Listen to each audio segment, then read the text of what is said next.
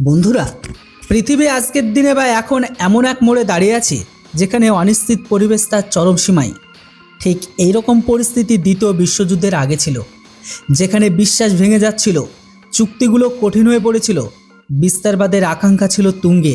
এবং বর্তমানেও কিছুটা এইরকমই পরিস্থিতি তৈরি হয়েছে এখন, যেখানে ইউরোপ এবং আমেরিকার মধ্যেকার সংঘাত এখনও প্রকাশ্য মঞ্চে চলে এসেছে।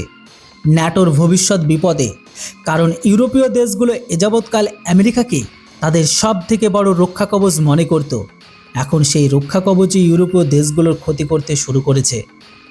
এমন অবস্থায় ইউরোপের সমস্ত দেশ এখন খোলাখুলি ভারতের সমর্থনে দাঁড়িয়ে পড়েছে। এমনকি এখন ইউরোপীয় দেশ ফিনল্যান্ডের প্রেসিডেন্ট আলেকজান্ডার স্তাব ভারতকে নিয়ে অত্যন্ত একটা বড় কথা বলেছেন। প্রথমে ফিনল্যান্ডের president Alexander Stubb United Nations Security কাউন্সিলে বড় ধরনের সংস্কারের দাবি জানিয়েছেন এবং ভারতকে স্থায়ী সদস্য করার ব্যাপারে পূর্ণ সমর্থনও দিয়েছেন। কিন্তু কথা তো এখানেই শেষ হচ্ছে না, কারণ আগেই ফিনল্যান্ডের প্রেসিডেন্ট আলেকজান্ডার স্তাব যা বলেছেন সেটাই সব থেকে বড় ধামাকা। কেননা প্রেসিডেন্ট আলেকজান্ডার স্তাব তার বক্তব্য নিউ দিল্লি মোমেন্ট শব্দটি ব্যবহার করেছে।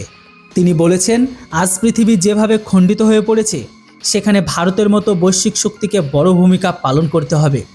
ভারত কোনো সাধারণ দেশ নয়, বরং নিজেই একটি স্ট্র্যাটেজিক সুইং পাওয়ার। ভারত সেই দেশ যে কিনা কোনো কিছু দেশের খামখেয়ালিপনার উপর লাগাম টানতে পারে। ভারতের গ্লোবাল লিডারশিপ আর বিশ্ব নেতৃত্বের ক্ষমতা আছে। যদিও এখানে অবাক করার মতো বিষয় হলো ফিনল্যান্ড প্রেসিডেন্ট চীনের নামই নেননি, কিন্তু ব্রিক্স সংগঠনের তিনটি বড় দেশ যেখানে ভারত, আফ্রিকা ও ব্রাজিলের ওপর আস্থাকে প্রকাশ করেছেন। তিনি মনে করেন যে এই দেশগুলো মিলে কিছু দেশের স্বৈরাচারী আচরণের বড় জবাব দিতে পারে।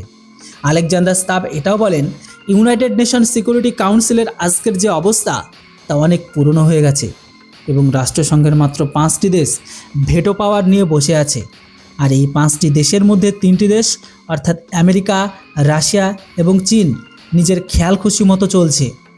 এমন অবস্থায় ফিনল্যান্ডের প্রেসিডেন্ট আলেকজান্ডার স্তাবের মতে রাষ্ট্রসংঘের P5 দেশগুলোর ভেটো পাওয়া চিরতরে শেষ করে দেওয়া এমনটাই উচিত, কারণ এদের ভেটো পাওয়ারের কারণে পৃথিবীতে কখনোই কোনো সমাধান পায় না, বরং যে কোনো সমস্যা আরও বেড়ে যায়।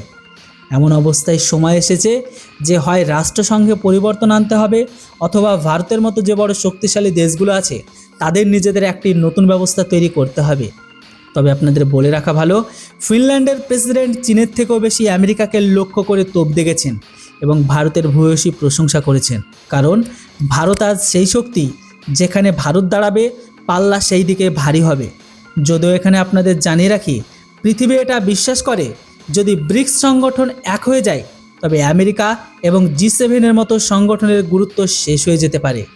এমনকি ব্রিক্স সংগঠনের কাছে এত ক্ষমতা আছে যে তারা যদি জেদ ধরে তবে আমেরিকার মতো দেশকে রাস্তায় নামিয়ে আনতে পারে।